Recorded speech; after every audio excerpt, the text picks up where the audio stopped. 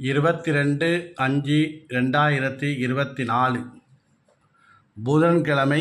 நாளைய தினம் வைகாசி விசாகம். முருகபெருமானுக்கு மிகவும் சிறப்பானது.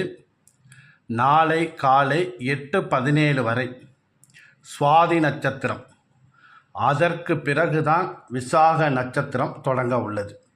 அதனால் நாளைக்கு வைகாசி விசாகம் முருகபெருமானை வழிபடுவோர் காலை 8:20க்கு மேல், அதாவது விசாக நட்சத்திரம் வந்ததுக்கு அப்புறம் முருகபெருமானை வழிபடுதல் நல்ல சிறப்பாகும்.